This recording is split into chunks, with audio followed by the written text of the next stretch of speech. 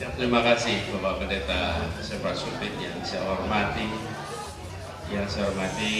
para pendeta semua yang hadir pada malam hari ini, kemudian para pemuka agama dari berbagai agama juga yang turut diundang di sini. Ya, kemudian yang saya hormati ini ada Pak Jenderal Fahru Rozi yang menyempatkan hadir, mantan Menteri Agama Republik Indonesia. Selain Pak Kapten, Pak Saugi, juga Ketua Panitia OC yang pasti luar biasa bekerja menyiapkan, Pak Henry. Ustaz, terima kasih. Dan seluruh hadirin yang kami muliakan. Ibu Lisa juga di belakang, sahabat sudah di Jakarta kemarin. Pertama saya ingin menyampaikan terima kasih kepada Ibu dan Bapak yang sudah menyiapkan acara ini. Acara safari ketika memasuki Christmas season yang kita sama-sama hadiri sebelum Christmas itu datang, tanggal 25 nanti, sekarang tanggal 20, 5 hari lebih awal. Nah, kemudian yang kedua, saya ingin sampaikan kepada semua rasa syukur bahwa kita tinggal di Jakarta, karena semua yang hadir di sini Jabodetabek, dalam suasana ketenangan, keteduhan yang mudah-mudahan terus kita bisa jaga, bukan hanya di ujung dan di akhir tahun, tapi juga sepanjang tahun di tahun-tahun yang akan datang.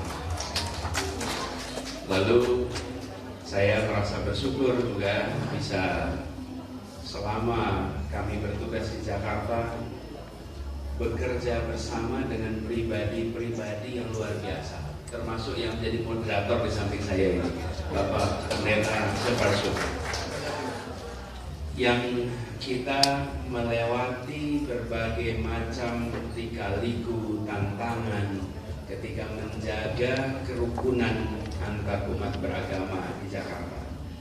Kita semua tahu, Bapak sekalian, merawat, menjaga itu sesuatu yang tidak tampak heroik.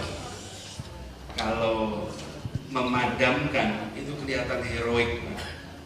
Ada api datang memadamkan, wah itu luar biasa. Tapi mencegah tidak muncul api, nah itu nggak kelihatan heroik.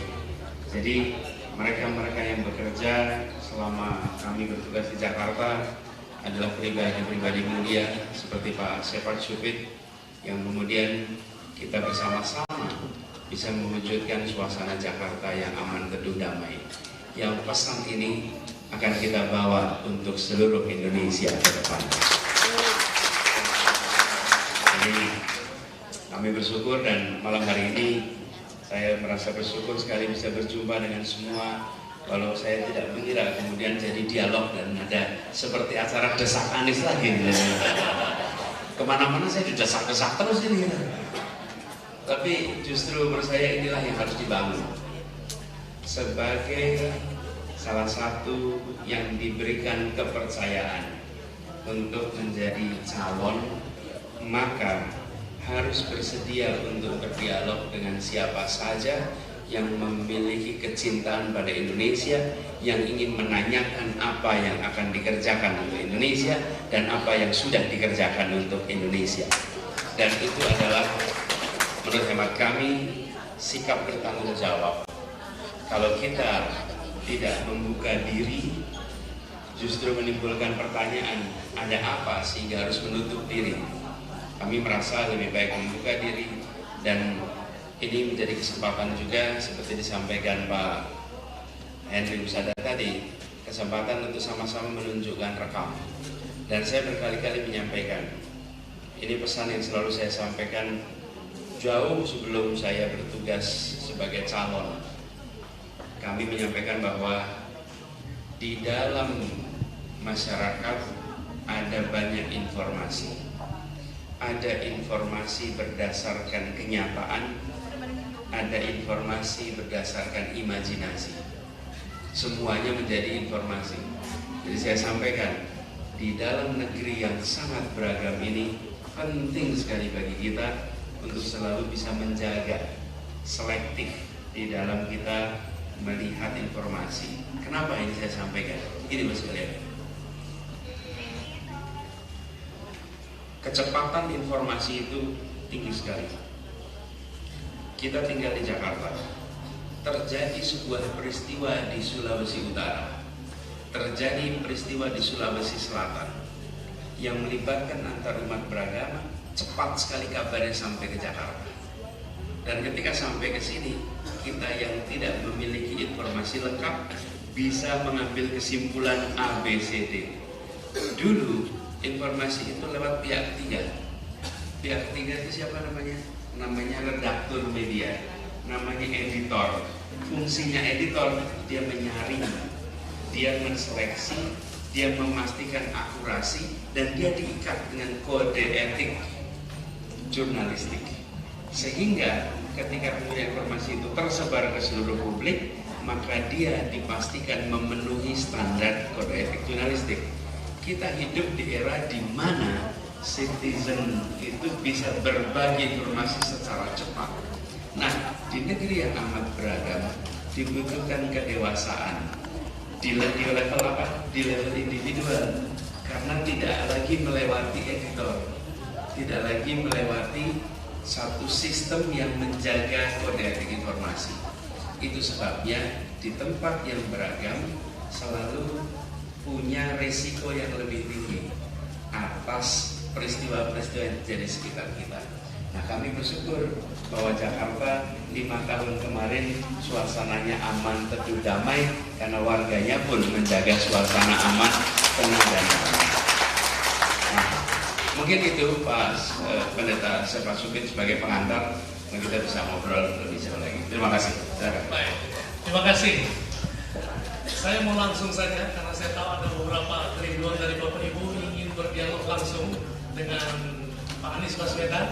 Boleh angkat tangan kalau ada yang mau bertanya tentang apa saja. Oke, satu, mungkin 3 orang dulu pertama ya. Ada yang satu, ada yang oke. Bawa dulu mic ke sana. Mungkin sebut nama dan singkat saja supaya jawabannya jadi lebih leluasa.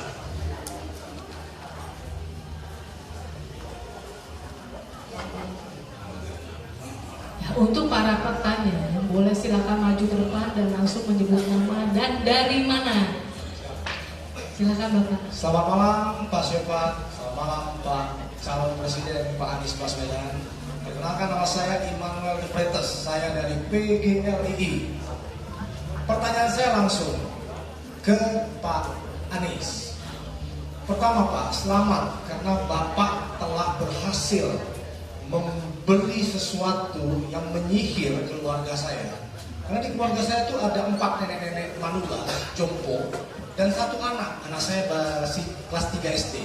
Yang sebelumnya itu kita tahu orang di zaman tua pasti itu pendukung yang bukan Bapak.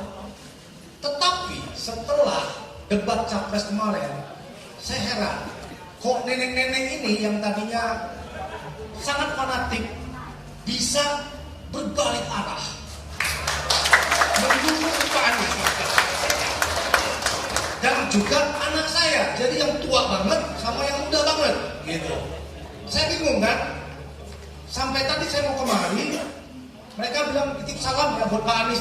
Saya cuma lihat, serius, kenapa bukan dibawa? Ini untuk pendeta-pendeta, nenek-nenek enggak, saya bilang. Nah, pertanyaan saya, biasanya yang bisa mengubah seseorang itu adalah sesuatu dari dalam, ya. Kalau Pak Anies memang kalau pintar, gak usah kita ngomong lah, Pak Anies memang pintar dari PhD Amerika. Tapi orang pintar nggak bisa mengubah nenek-nenek.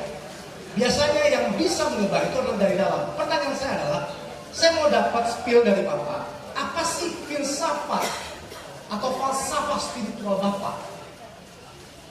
Filsafat spiritual atau falsafah spiritual Bapak. Karena inilah yang bisa membuat orang itu pergulatan seseorang, ya Pak, tenang aja, untuk bisa menghadapi orang dan mengubah seseorang. Saya ingin itu Pak, ingin tahu. Karena dari dalam ini yang adalah kondisi yang mungkin Bapak bisa berikan ke kami. Terima kasih. Luar biasa. Baik, ada. Untuk selanjutnya silakan maju ke depan. Silakan maju ke depan supaya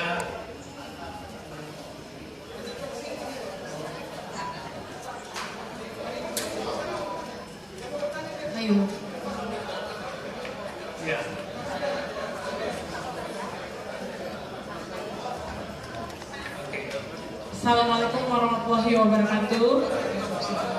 Sehat selalu Pak Anies.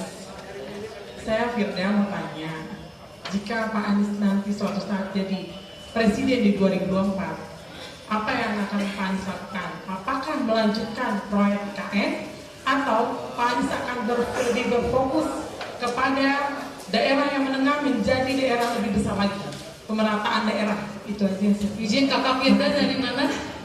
Dari Partai Nasdem. Oke, terus.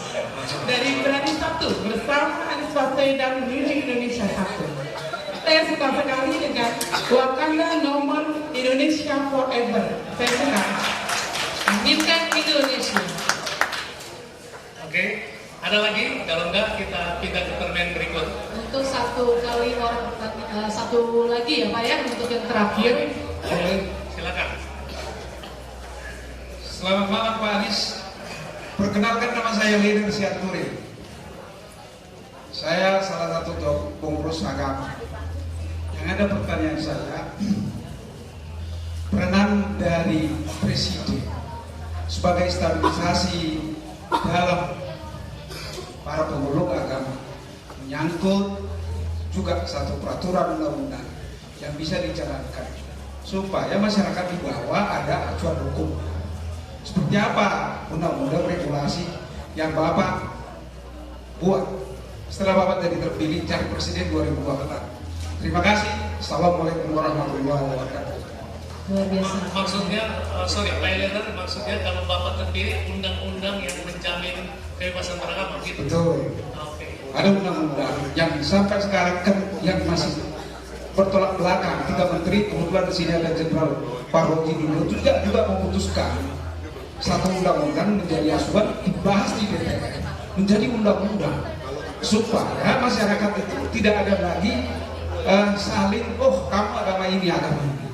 Oke, saya Harus bisa. Saya boleh bantu yang Bapak maksudkan SKB 2 Menteri itu? Iya. Nomor 8 dan 9 tahun Iya. 2006. Yang sebenarnya tidak perlu itu, selalu bertentangan regulasi dengan undang-undang 1945 bahwa seluruh rakyat Indonesia berhak memeluk agama dan kepercayaan masing-masing.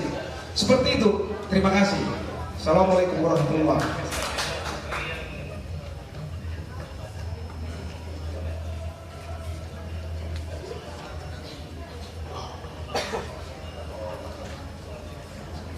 Terima kasih Bapak dan Ibu yang telah memberikan suatu pertanyaan. Baik, saya kira tadi pertanyaan Pak Anies sudah catat, saya tidak perlu komentar. Dan yang kedua sudah. 3 nih ya.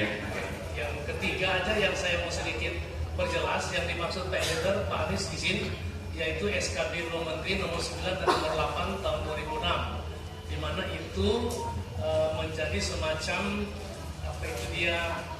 halangan bisa jadi baik, bisa juga disalahgunakan tentang pendirian rumah ibadah, di mana mesti ada 60 dan 90, itu kadang-kala suka disalahgunakan Pak, untuk kemudian kebebasan beribadah itu kadang-kala dimanfaatkan dengan SKB 2 Menteri itu. Nah, kira-kira nanti dari Pak Anies apa yang akan dilakukan untuk merevisi atau bagaimana, silakan Pak. Baik, terima kasih. Jadi kalau kami melihat dari pengalaman kami di Jakarta, ini pengalaman di Jakarta, tidak ada perubahan regulasi, tapi kita bersyukur sekali. Yang mandek-mandek 30 tahun, 40 tahun bisa selesai dan keluar IMB-nya dan bisa dilaksanakan. Jadi kami melihat yang sangat dibutuhkan kalau dari pengalaman kita, satu adalah bagaimanapun juga komitmen kepala daerah. Kenapa? Karena pada ujungnya seringkali harus berkomunikasi langsung dengan warga itu kepala daerahnya. Nah, banyak kepala daerah menurut saya dalam posisi tidak mau repot. Saya Pak harus datang langsung ketemu dengan warga dan berhadapan dengan situasi yang kalau bicara dialog itu Pak, dialognya agak hangat-hangat panas gitu Pak. Sementara kita harus tetap dingin Pak menghadapi itu semua. Nah, tapi saya termasuk man of dialogue Pak. Saya ini orang yang suka berdialog. Jadi saya tidak ada masalah dengan mau diungkapkan dengan sekasar apapun. Itu kan cara Anda. Yang penting substansinya. Dan itulah yang kemudian kami hadapi. Lalu di dalam berkomunikasi, saya sering menyampaikan pengalaman saya sendiri, Pak. Saya pernah tinggal di Amerika Serikat, bersekolah di sana, kuliah di sana, dan saya pengurus Masjid Islamic Center di sana. Berkali-kali kalau panitia-panitia itu saya sering ketua panitianya di sana dan mengurusi satu Muslim di sana, yang kedua berinteraksi dengan warga sekitar, dan posisi sebagai minoritas di situ. Posisi saya sebagai minoritas di tengah masyarakat yang mayoritas beragama Kristen, dan yang kita butuhkan pada waktu itu apa? Rasa tenang, rasa nyaman, rasa kebebasan untuk bisa beribadah. Dan ini saya sering sampaikan, apa sulitnya kita memberikan perasaan yang sama kepada semua yang ada di negeri ini. Dan jadi saya melihat, Pak, mungkin yang harus kita dorong justru pada eksekusinya, Pak. Eksekusinya. Karena kita sering sekali, Pak, ada masalah kita ubahnya di undang-undang. Sementara undang-undang itu jauh sekali dari lapangan. Sementara di lapangan kita nggak perkuat. Saya beri contoh. Adakah petunjuk untuk kepala daerah untuk menyelesaikan dispute IMB? Nggak ada. Adakah konflik resolution expert yang disiapkan untuk menyelesaikan masalah? Tidak ada, Pak. Padahal ini semua persoalan di tingkat operasional.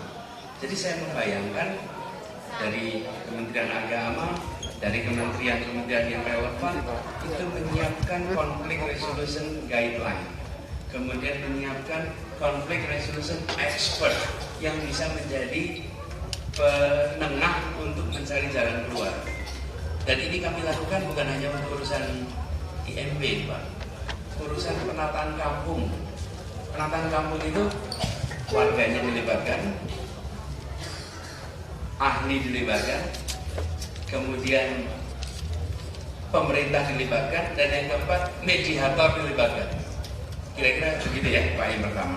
Kemudian yang kedua, Bu Firda, soal perasaan saya sering sekali tanya IKN ini. Ada yang mau pindah ke Nusantara di sini? Yang ada yang mau pindah kan? Ini pertanyaan ini.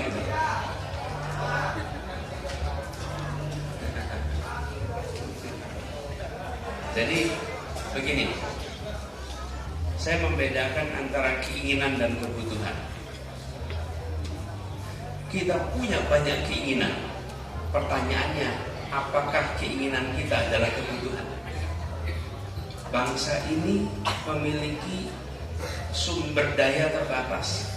Sumber daya kalau bahasa terus terangnya apa? Uang kita terbatas. Ini kalau mau terus terangnya, uang kita terbatas. Kalau uang kita terbatas, mau dipakai untuk memenuhi keinginan atau memenuhi kebutuhan? Kebutuhan. Kalau memenuhi kebutuhan, pertanyaan berikutnya, apakah membangun satu kota baru itu kebutuhan? Pertanyaannya, mau kita jawab. Kalau itu dianggap kebutuhan, mari kita alokasikan. Tapi kalau itu keinginan, menurut saya yang harus kita bereskan kebutuhan kita dulu. Kebutuhan kita, apa kebutuhan kita? Gak usah jauh yang di luar, yang di Kalimantan saja. Kalimantan, betapa banyak sekolah di Kalimantan yang statusnya rusak berat. Itu anggaran yang untuk perbaiki sekolah maju menurut saya. Warga Kalimantan yang tersebar di Kalimantan aja dulu nih, yang tidak memiliki fasilitas puskesmas banyak sekali. Cukup tak kita bisa alokasikan itu antar kota di Kalimantan. Bapak Ibu sekalian, nih contoh, kalau mau dari Pontianak ke Kalimantan Tengah nih, Palangkaraya, kemudian ke Banjarmasin, kemudian ke Samarinda, ada nggak jalurnya ke sana? Nggak ada. Coba bayangkan, kita baru bicara Kalimantan saja. Betapa banyak kebutuhan-kebutuhan di Kalimantan yang membutuhkan alokasi anggaran kita.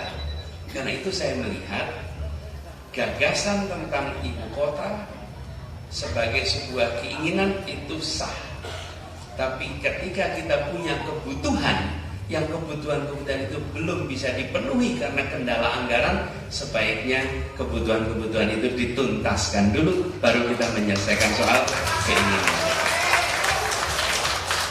Dan kalau itu dikaitkan dengan masalah di Jakarta, Bapak Ibu, masalah di Jakarta tidak akan selesai kalau statusnya tidak ibu kota, nggak selesai. Karena masalah di sini tetap harus diselesaikan. Justru menurut kami ini kesempatan Jakarta membuktikan. Saya beri contoh, Jakarta disebut sebagai kota yang mungkin disebut tenggelam, sinking city. Kalau Bu Firda lihat tahun 70-an yang disebut sebagai sinking city itu di mana? Tokyo. Tokyo itu disebut sebagai kota yang tenggelam. Apakah sekarang masih disebut? Tidak. Selesai. Bila ada kemauan, alokasikan sumber daya, bisa persoalan itu diselesaikan. Oke? Jadi gitu ya. Saya bisa jawabnya panjang nih, tapi cukup sampai sini. Makasih. Makasih Pak Immanuel atas terima kasih sekali. I'm flattered Pak, titip salam untuk orang tua Pak Immanuel. Jadi begini Pak, ini kita semua adalah pribadi beragama, pribadi berreligius. Saya merasa bahwa perjalanan hidup kami itu perjalanan yang Tuhan atur, dan apapun yang disematkan kepada saya sebagai amanat, saya coba jalani dengan sebaik-baiknya, dan saya merasa ini sebagai sebuah kalau bisa dibilang saya pasrah total di dalam jalan ini. Saya tidak pernah mendaftarkan jadi gubernur Pak, dan tidak pernah membayangkan akan dicalonkan jadi gubernur, sama sekali tidak pernah membayangkan. Jadi ketika kemudian saya dicalonkan dan saya terpilih, maka apapun yang dikatakan orang, saya hanya berpikir saya kerjakan yang benar, saya kerjakan yang baik, biarlah nanti sejarah yang akan menilai, selalu gitu. Nah, kemudian ketika kita berbicara, ya berbicara yang kita percayai Pak. Nah, kami di dalam gagasan kebijakan selalu menggunakan satu pendekatan yang sederhana, namanya keadilan Pak. Karena saya mempercayai betul kekuatan keadilan itu, bahwa bila kita bisa membangun suasana keadilan, kesetaraan, maka itu akan membuat semua menjadi tertib, baik dan aman, nyaman. Nah, jadi kalau ditanya filosofi spiritualnya itu, lalu Pak, begini Pak sekalian, kita itu harus bersenyawa dengan ide Pak. Dengan apa? Ide. Kalau Bapak bersenyawa dengan ide, Bapak ditanya spontan, akan keluar jawaban yang memang Bapak yakini kebenarannya. Karena Bapak bersenyawa dengan ide. Problem kita itu banyak dari kita memiliki ide, tapi kita tidak bersenyawa dengan ide yang kita katakan. Sehingga ketika ditanya instinktif, nggak keluar Pak. Nggak keluar, apalagi masa kampanye Pak. Masa kampanye itu banyak kita mengungkapkan rencana yang dititipkan, disusun oleh orang lain, disiapkan oleh orang lain. Lalu kita mengatakan, dan ketika mengatakan kita tidak bersenyawa Pak, itu yang mendengarkan pun bisa merasakan Pak. It's not coming out of his heart, it's not coming out of his mind. Dan itu pasti bisa kerasa. Tapi kalau kita bersenyawa dengan ide, bersenyawa, maka ya kita otomatis kalau ditanya, ya insting yang keluar adalah yang kita yakini. Nah itu Pak, kalau Pak Immanuel menjadi sekarang sebagai seorang pendeta, pasti Bapak bersenyawa dengan ajaran Kristiani. Begitu Bapak ditanya, yang muncul ya pasti itu, dan itu pasti otentik. Makanya kalau di dalam komunikasi Pak, itu boleh aja orang berlatih, tapi akan terasa kosmetikal Pak. Akan ternyata kosmetikal. Latihan sering-sering itu nggak membuat kita menjadi kelihatan otentik. Kalau otentik itu apa? Otentik itu idenya betul-betul senyawa dengan diri kita. Itu yang kemudian menjadi otentik. Nah, ini saya rasa ya salah satu hal yang mungkin bisa menjadi refleksi. Dan saya juga sesungguhnya kemarin ketika acara debat itu ya menjawab saja, saya juga tidak membayangkan terjadi konversi begitu di keluarga Pak Immanuel. Mudah-mudahan ada banyak juga yang konversi di tempat lain. Terima kasih. Mungkin itu aja dulu Pak Immanuel. Terima kasih Pak Immanuel. Luar biasa ya. Jadi ada satu kekuatan inner man kira-kira dari Pak Anies yang bukan hanya kecerdasan tapi mampu merubah orang. Yang tadinya ragu-ragu menjadi lebih yakin lagi. Nah, ini ada satu ketulusan Pak Immanuel yang ada di Pak Anies sebenarnya. Kekuatan dari ketulusan itulah yang mampu untuk merubah. Jadi istilahnya kalau kita bicara dari pengetahuan ke pengetahuan, tapi kalau dari hati itu akan kena di hati juga. Jadi Pak Anies semakin diberkati Tuhan karena berjalan dan melayani dengan hati yang tulus. Amin. Tuhan memberkati. Di sini ada teman dari Gereja Kalvari, Pak Anies di sini. Oh ya.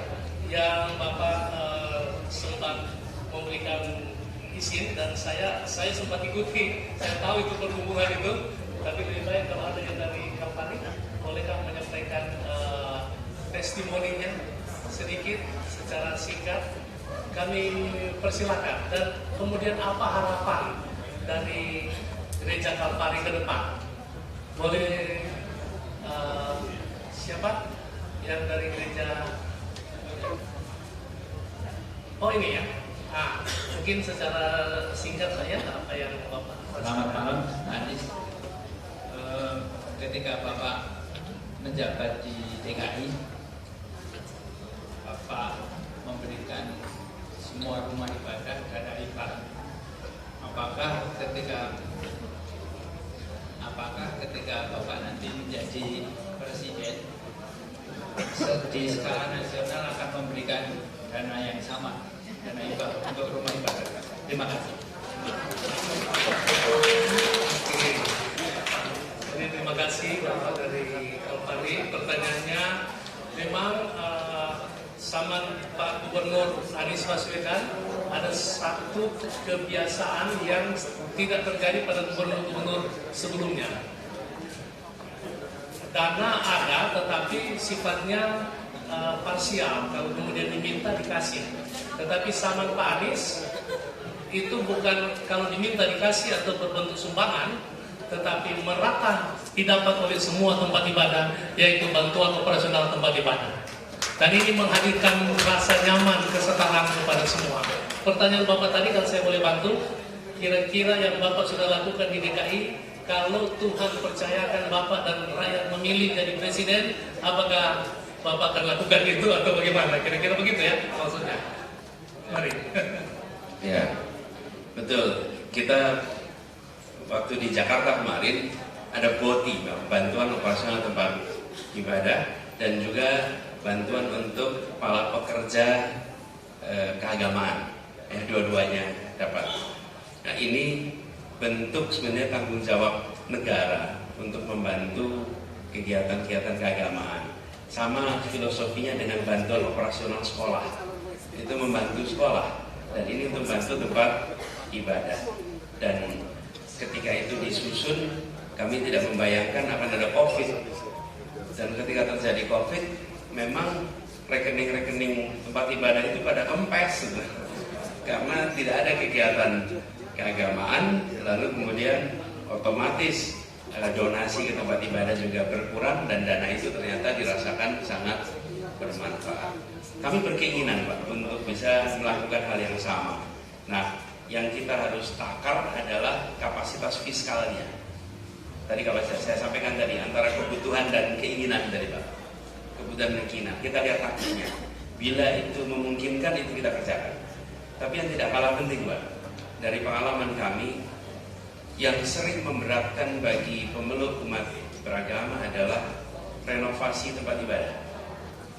Karena tempat ibadah terutama yang sudah berumur panjang, itu seringkali sulit bagi umat untuk merenovasinya. Nah di situ peran negara itu dibutuhkan. Jadi saya melihat di samping soal operasional, justru yang tidak kalah penting adalah membantu untuk biaya renovasi, terutama yang berusia tua, agar tidak rusak dan kemudian hilang begitu saja. Jadi kami berharap bisa, tapi kami itu selalu begini, semuanya dihitung dulu sebelum dijanjikan. Jangan sampai dapat tepuk tangan pas kampanye, kemudian dapat cibiran pas sudah eksekusi. Gitu. Kenapa? Karena tidak ditakar dulu gitu. Nah, kami akan takar dan bila itu memungkinkan kita akan kerjakan juga di level nasional. Begitu ya. Oh, luar biasa. Jadi intinya sabar, sedang dihitung, tapi apa yang sudah dilakukan di Jakarta, kalau Tuhan percayakan akan dilakukan dalam tingkat nasional juga. Kita beri aplaus bersama-sama. Masih ada lagi segmen terakhir. Pertama, izin Pak hadir dari Manado. Saya ingin kenalkan Profesor Ishak Pulukadang.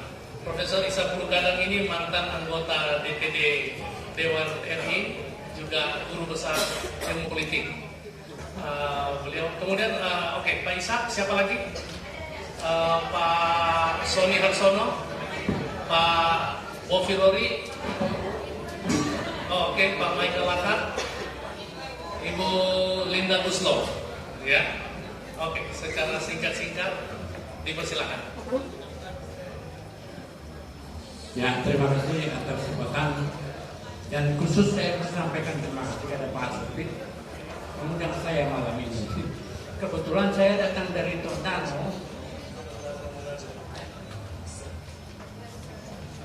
datang ke Kemendikbud. Saya tahun ini dijanjikan dapat dana hibah 4,5 miliar. Dijanjikan pada akhir tahun, sampai sekarang tidak dapat. Saya tidak tahu faktor apa itu. Kebetulan saya, terus terang saya orang Nasdem saya. Tapi saya sudah mendengarkan harus lewat takol katanya. Harus lewat takol katanya. Tapi perlu saya beritahu kepada Bapak Capres. Dulu waktu Bapak menjadi menteri, saya ingat ada kebijakan tentang PIP. Kalau dulu kan banyak yang dapat, tapi sekarang saya tahun ini hanya dapat 3 orang. Nah, kira-kira kalau Bapak jadi presiden lagi, bagaimana pemberian PIP ini kepada siswa-siswa? Program Indonesia Pintar. Ya, program Indonesia Pintar. Lalu yang paling menyakitkan saya adalah ketika ada kebijakan pemerintah merekrut guru-guru honorer di sekolah-sekolah swasta, maka lewat P3K, ya, lewat P3K, di yayasan saya ada 5 orang yang direkrut dan menjadi guru P3K, tapi tidak ditempatkan lagi di yayasan saya. Guru saya kan ada 20 orang, lalu ditarik 5 orang, dirampas 3 orang, 5 orang itu. Dan saya kelimpungan untuk mencari guru-guru yang sudah puluhan tahun menjadi guru di SMK saya. Kira-kira Pak punya kebijakan ke depan setelah jadi presiden, bagaimana seharusnya? Karena saya melihat ada diskriminasi antara penempatan guru-guru di negeri dan swasta. Dan kami sudah bicarakan tingkat nasional itu lewat persatuan guru-guru swasta. Baik, tapi saya ditanggapi. Terakhir Pak, kalau saya mengamati untuk pemilu yang akan datang ini, selain masalah ekonomi, tapi ada masalah ideologi yang saya khawatirkan. Karena faktanya ada satu fraksi di DPR RI yang mengusulkan agar supaya inti Pancasila itu bukan sila ketuhanan, tapi yang disebutnya Trisila. Bagaimana Bapak punya pandangan tentang hal itu? Terima kasih. Baik, Pak Anies sudah catat, silakan. Saya mau kasih kisi-kisinya dulu ya. Kalau boleh yang bertanya, yaitu kita batasi kepada hal-hal yang berhubungan dengan keagamaan, kerukunan, toleransi. Ya. Tapi tidak apa-apa tadi, jika dengan demikian, ini ada saja suplemen pengetahuan tambahan untuk untuk desa kita. Terima kasih Prof. Silakan Pak Sony. Terima kasih Bapak Dewa. Selamat malam Mas Anies. Nama saya Sony Sudarso dari Deputi Agama Katolik. Mas Anies, kita ketemu di peresmian 6 rumah ibadah, satu-satunya universitas di Indonesia swasta Universitas Pancasila. Dan Mas Anies hadir di sana, dan saya ada di depan gereja Katolik. Saya menghampiri Bapak dan saya mengatakan, inilah presiden kita pada saat itu Bapak. Dan Bapak merangkul saya, kemudian Bapak memfoto kita berdua dan di Twitter Bapak saat ini. Yang ingin saya sampaikan Bapak, Yesus hadir membawa nilai-nilai moral, nilai-nilai etika. Di sisi lain, Bapak sebagai seorang akademisi, rektor, juga kita menjunjung tinggi etika akademik. Namun hari ini kita menyaksikan ada gap antara etika dengan pragmatisme di lapangan. Masyarakat kita, konstituen kita, kalau kita hadirkan, dia nggak tahu etika atau tidak membahas etika, bukan tidak tahu etika, tapi tidak knowledge untuk berbicara etika itu sedikit. Sehingga, wah ini kalau tidak ada uang transport, tidak ada uang saku, dia nggak datang juga Pak. Sehingga etik itu tidak berlaku di bawah. Nah di sisi lain, saya tahu Bapak menjunjung nilai etika moral itu. Bagaimana Pak menyiasati paradoks antara etik dengan pragmatisme? Itu yang pertama. Yang kedua, ada satu lembaga yang konon katanya akan diramping-rampingkan Pak, tapi kelembagaan itu akhirnya dilebar-lebarkan. Bagaimana Bapak nanti kalau jadi presiden, apakah mau merampingkan kelembagaan atau justru membesarkan atau mengemukkan lembaga-lembaga yang ada di Indonesia? Terima kasih. Wassalamualaikum warahmatullahi wabarakatuh. Terima kasih. Anies Presiden. Yang tadi, Michael, silakan. Singkat ya, langsung to the point. Selamat malam. Membuka sedikit. Shalom, selamat malam Pak Anies, calon presiden Indonesia 2024. Saya mau bertanya nih Pak, karena sejak 1945 Indonesia merdeka, baru pertama kali itu Jakarta mengalami Christmas Carol yang lagu Natal 3 hari lagi. Coba 2019 ada di Jakarta. Pertanyaan saya, Christmas Carol itu yang acara-acara rohani, lagu-lagu Natal di Jalan Sudirman Tamrin. Karena saya beberapa kali di Singapura, suka di Orchard Road ada. Nah, pertanyaan saya, apakah ketika Bapak jadi presiden itu masih berlaku nggak? Bahkan bisa ke seluruh Indonesia ya Pak? Karena jujur, kami bangga loh Pak. Terjadi itu jarang-jarang ada dan nggak pernah ada. Hanya Bapak yang bisa, Bapak yang ajaib pada waktu 2019. Saya 2020 udah COVID ya, jadi nggak bisa ya, karena nggak bisa kumpul-kumpul. Nah itu pertanyaan saya aja. Terima kasih. Apakah bisa ada lagi? Terima kasih. Tuhan Yesus berkati. Berikut. Selamat malam Anies, nama saya Michael. Kalau dengar Pak Anies bicara itu sangat menjijukkan hati. Jadi kayak notis, karena selalu kata-katanya membawa damai. Poin yang perlu saya pertanyakan Pak, kalau orang bilang tadi kalau Pak Anies jadi presiden, kalau saya mau bertanya pada tanggal 20 Oktober tahun 2020 ketika Pak Anies sudah ada di Istana Negara selaku presiden. Amin. Berarti sudah pasti ya. Kira-kira dengan tagline Bapak bahwa membawa perubahan, skala prioritas apa perubahan yang akan Bapak lakukan saat Bapak pertama ada di Istana Negara? Terima kasih. Yang terakhir Pak Pendeta Bofilori.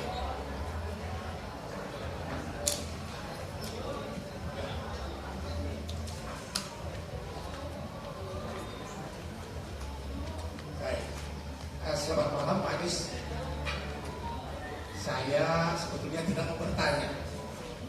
Cuma barangkali pada kesempatan ini kami sudah seharusnya menyampaikan terima kasih kepada Pak Anies. Terima kasih yang tulus dari kami. Saya di DKI Jakarta ini memimpin 96 sinode gereja. Dan kemudian kami kenal persis kepemimpinan Pak Anies. Kami dekat dari 7 dan 8 aras yang ada di DKI Jakarta itu dekat dengan beliau. Dekat dengan beliau. Dan pada waktu barangkali bulan-bulan terakhir beliau ada di DKI, kami undang beliau untuk datang di Rapimnas dari PGLI DKI Jakarta.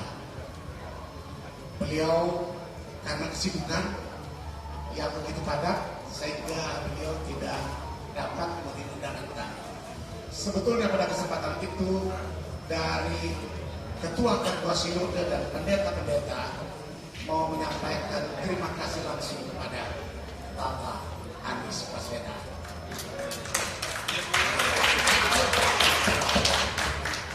Itulah sebabnya kami datang di sini ada kurang lebih 40 dari kepengurusan PGLI DKI Jakarta. Hadir Pak. Pada kesempatan ini sekali lagi kami menyampaikan terima kasih. Saya sudah 2 kali jadi koordinator BOTI, koordinator penyaluran dana hibah BOTI 2021 dan yang sekarang sedang berjalan 2023. Dari apa yang Bapak sudah berikan kepada gereja-gereja, ini sangat-sangat membantu. Sangat membantu. Pada masa COVID, ada pendeta-pendeta yang datang kepada kami sambil menangis, kemudian mengatakan, terima kasih Bapak. Oleh karena kami mendapat uluran tangan dari pemerintah DKI Jakarta, Bapak pimpinan dari Pak Anies. 1.309 gereja mendapat bantuan sampai hari ini dan sedang berproses. Dan sebabnya sekali lagi dari hati yang paling dalam ini mau menyampaikan sekali lagi terima kasih buat Pak Anies. Terasa presiden. Kami akan terus mendukung Pak Anies karena kami percaya bahwa itu punya kekuatan yang sangat luar biasa kuatnya. Kami berkontribusi untuk mendukung dan mendoakan Pak Anies agar Tuhan berkenankan menjadi presiden.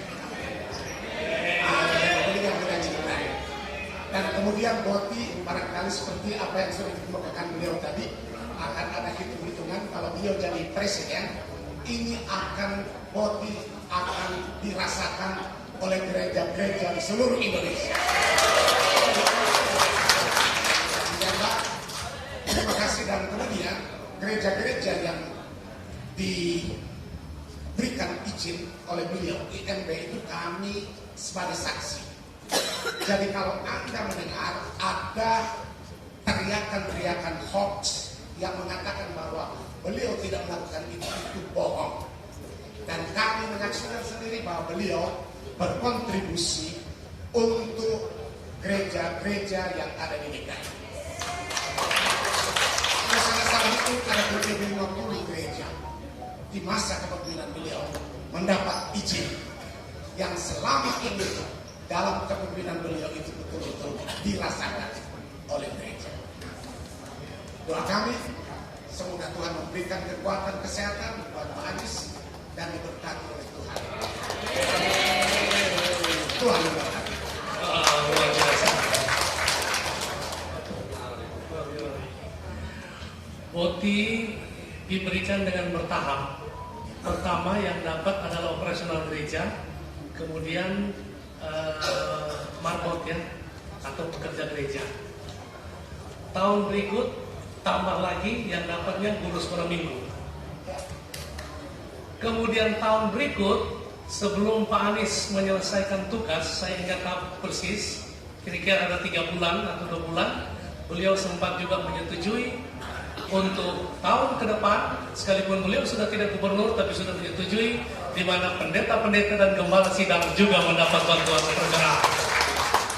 Ini izin Pak, ini belum diketahui, jadi saya hanya sekedar melengkapi saja. Jadi betapa sudah tidak gubernur pun masih membantu kita sekalian. Kemuliaan bagi Tuhan Yesus Kristus. Amin. Ada tambahan buat pendeta, buat pendeta poster dan sekolah minggu mendapat BPJS ketenaga kerjaan. Jadi biarlah ini berita-berita benar dan baik. Marilah kita teruskan ini kepada jemaat kita, kepada orang-orang lain, bahwa tidak benar yang lain, bahwa yang benar adalah yang kita saksikan malam hari ini. Kami persilakan Pak Anies akan menanggapi.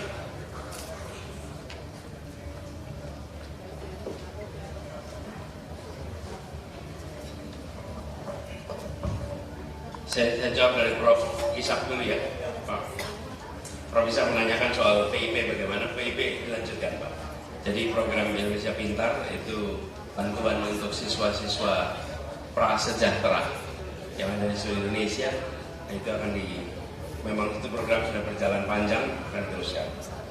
Nah, Prof. Ishak ini mengangkat satu urusan yang dirasakan oleh banyak sekolah swasta, yaitu guru-guru yang diangkat setelah dia diangkat menjadi guru atau pegawai P3K ya, pegawai dengan perjanjian kerja,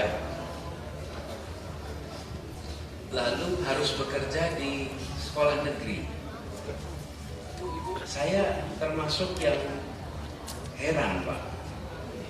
Kenapa? Bukankah sekolah negeri dan sekolah swasta sama-sama mendidik anak Indonesia? Bukankah orang tua yang anaknya di swasta dan di negeri sama-sama bayar pajak untuk Indonesia? Kenapa harus menjadi pegawai di sekolah negeri? Jadi dikotomi ini harus selesai. Dan pemerintah itu tidak boleh melihat swasta itu sebagai kompetitor, apalagi sebagai lawan. Gak boleh. Kalau tidak ada sekolah swasta, apa yang mau kita jelaskan pada rakyat Indonesia ketika anak-anak itu tidak dapat bangku sekolah di sekolah-sekolah negeri? Sekolah swasta hadir membantu, apalagi sekolah swasta yang sudah berdiri sebelum Republik ini berdiri. Banyak sekali yang sudah berdiri sebelum Republik ini berdiri. Itulah sebabnya kenapa kami berencana memberikan pembebasan PBB pada sekolah-sekolah, supaya sekolah-sekolah termasuk sekolah-sekolah yang berada di pusat kota yang dulunya PBB-nya murah, karena sekarang di pusat kota jadi mahalnya nggak kira-kira, dan itu membuat mereka harus membebankan kepada siswa. Jadi Pak, kebijakan ini kami rencana akan ubah sehingga semua guru bisa tetap mengajar di tempat mereka dulunya dikembangkan, yaitu di sekolah-sekolah swasta. Amin. Pancasila final harga mati, nggak usah diubah-ubah. Titik. Sudah selesai. Jadi saya rasa ini dialog akademik itu ya biarkan para akademisi, tapi jangan masuk di wilayah publik. Dan saya rasa final sudah 5 sila, titik, nggak perlu diskusi lebih jauh, Pak. Kemudian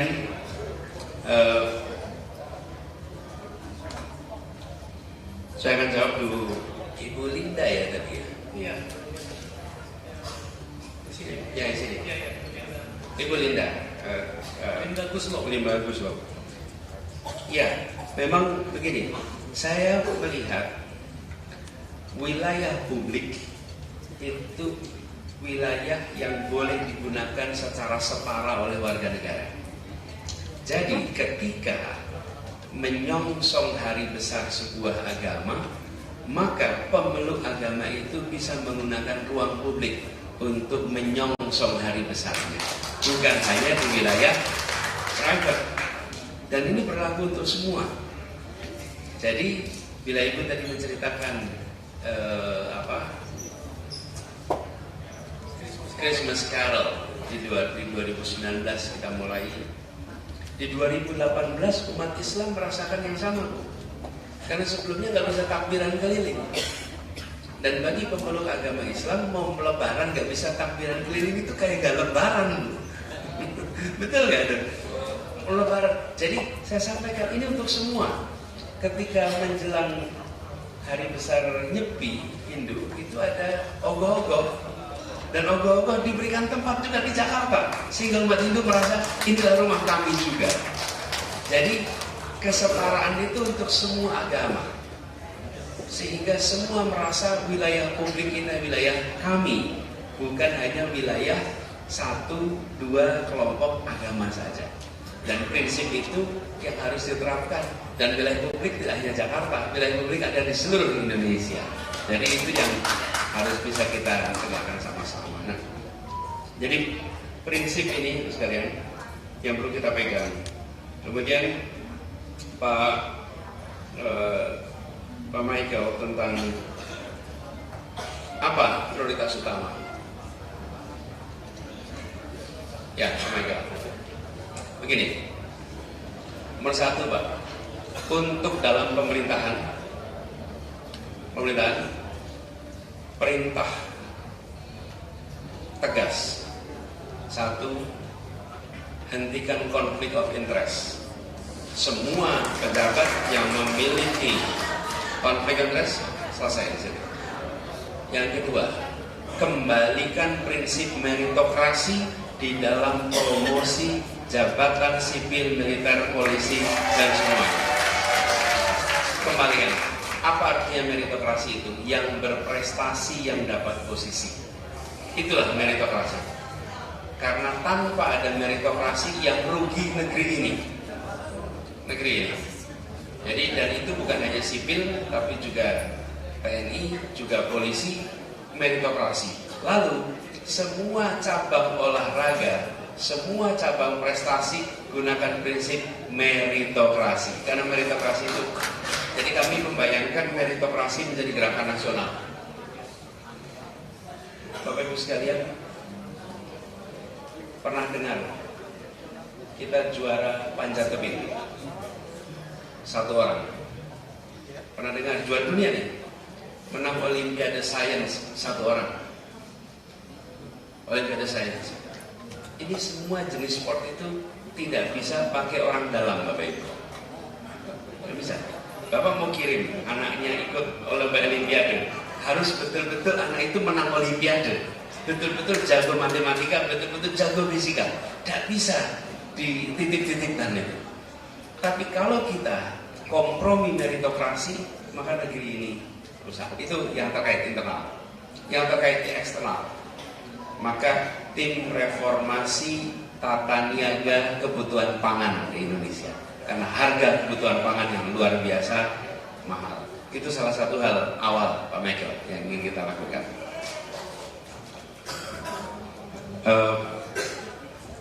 Pak Sony, terima kasih Pak Sony Soeharto. Saya jadi ingat, iya, itu peristiwa 2019 atau 2018 ya, 2020 ya, sebelum COVID tapi itu Pak. Sedang COVID ya waktu itu. Jadi begini, Pak Sony ini mengangkat tema yang menarik sekali. Ada etik, ada praktek, dan kita akan ketemu dilema-dilema di situ. Gini Bapak sekalian, dalam kenyataannya, ketika kita berada dalam posisi memimpin, tadi saya sampaikan harus punya ideologi. Ideologi itu nilai. Nilai itu harus dipegang dan kita harus bersenyawa. Saya menggambarkannya sebagai sumbu vertikal, Pak. Ethics itu bicara tentang, atau nilai itu bicara tentang benar, salah. Ini harus pegang. Kemudian kita bicara tentang manfaat, horizontalnya baik, buruk. Kita ingin keputusan kita secara nilai benar, secara manfaat baik, itu satu kuadran, Pak. Itu kuadran yang kita ingin ideal. Tapi kita akan ketemu situasi, Pak, di mana kita harus mengambil keputusan benar, tapi dampaknya tidak baik, tapi benar. Ini kuadran satu lagi nih, Pak. Terus ada kuadran satu lagi, seberangnya tidak benar, tapi baik. Ini kenyataan. Yang kita tidak boleh masuki yang kuadran bawah ini, Pak. Sudah tidak benar, tidak baik pula. Oke? Yang kuadran paling ke atas kanan tidak ada perdebatan, benar dan baik. Semua orang pasti setuju. Tapi yang benar tapi tidak baik, atau tidak benar tapi baik, itu judgment. Nah, ketika seseorang memiliki nilai dan memegang teguh nilai, ketika dia mengambil keputusan yang situasinya mengharuskan ada kompromi, dia bisa kembali lagi ke nilai. Tapi kalau seseorang tidak punya nilai, maka ketika dia melakukan kompromi, dia akan kompromi lebih jauh, dan dia akan off dari orbit yang seharusnya. Ya, kemudian dia akan melencengnya jauh. Tapi kalau punya nilai, harus kompromi, kembali lagi. Itulah kenapa pegangan itu penting. Nah, di dalam mengambil keputusan, kita selalu mempertimbangkan manfaat dan kerugian, tapi juga benar dan salah. Nah, itu yang lalu pengalaman kami, Pak, bagaimana cara ambil keputusan? Saya pegang 4 dimensi, Pak. 1, keadilan. 2, kepentingan publik. 3, data, ilmu, common sense. 4, aturan. Urutannya gitu, Pak Soni. Nah, banyak dari pejabat di pemerintah itu urutannya dibalik, Pak. Nomor 1, aturan dulu. Nah, banyak aturan kita yang tidak berkeadilan, Pak. Banyak aturan kita yang nggak masuk akal. Oke? Dan terus gimana kita meletakkan akal sehat, Pak? Saya pernah ngalamin, Pak, mau menaikkan UMP, upah minimal buruh di Jakarta. Aturannya kenaikan upah buruh itu hanya 0,8%. Aturan yang baru. Rata-rata di Jakarta itu 8%.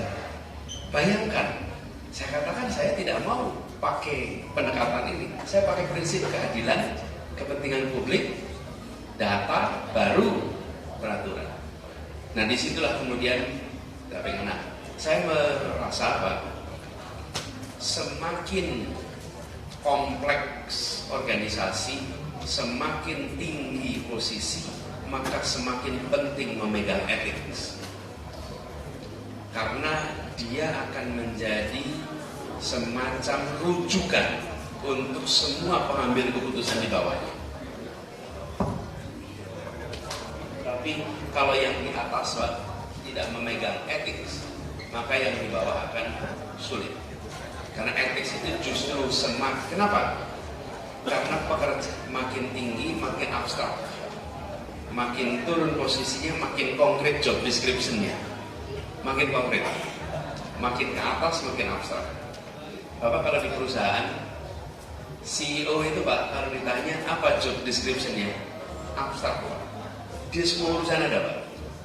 Tapi kalau Bapak tanya kepada seorang kepala kantor apa job description-nya, dia bisa jelas.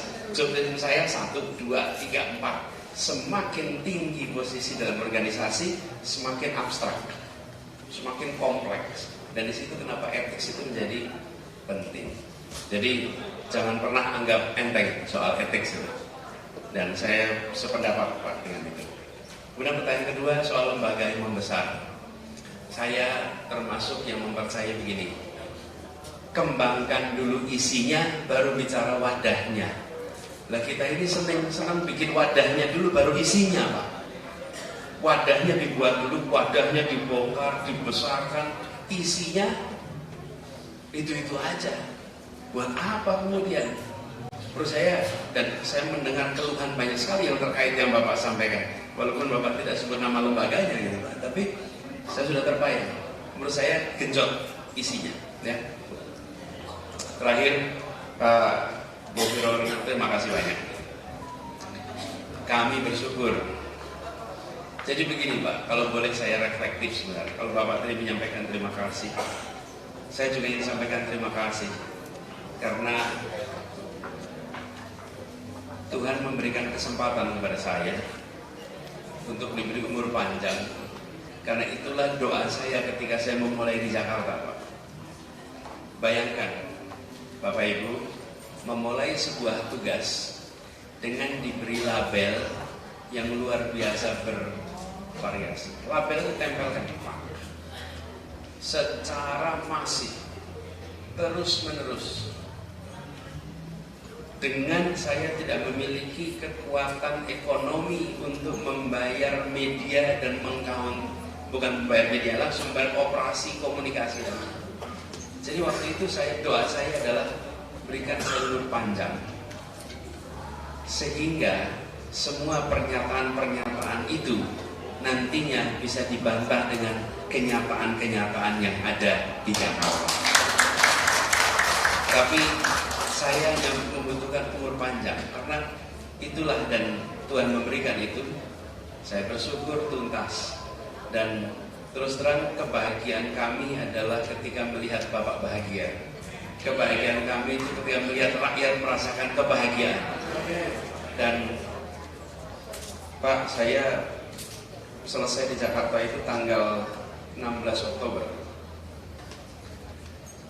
Dan tanggal 9 Oktober Pak, itu momen yang saya tidak bisa lupakan Pak Pendeta Pak, yaitu ribuan rakyat miskin kota berkumpul di Kota Tua melakukan perpisahan karena mereka merasakan akhirnya kami bisa berdagang tanpa diusir-usir, akhirnya kami bisa tinggal di rumah kami tanpa pernah takut untuk digusur, akhirnya mereka kampung-kampung kumuh itu ditata. Dan saya bilang saya terharu sekali karena saya tidak pernah membayangkan yang menjadi kebijakan itu dirasakan seperti ini. Termasuk juga ketika tadi Bapak bercerita, kami terharu mendengar betapa hal yang dikerjakan yang menurut kami sudah seharusnya dikerjakan oleh negara. Dan kemudian tadi Bapak sampaikan, jadi kalau boleh saya berharap, kami berharap agar kabarkan kenyataan sesuai dengan apa adanya kepada seluruh warga di Indonesia, sehingga tidak kemudian menilai berdasarkan imajinasi yang bahasa sopannya, kalau bahasa kurang sopannya hoax, tetapi menilai berdasarkan kenyataan. Dan kami berharap nanti Indonesia bisa lebih baik, adil, makmur untuk semua dalam arti yang sesungguhnya. Begitu ya, terima kasih. Oh, luar biasa. Kita beri aplaus sama-sama.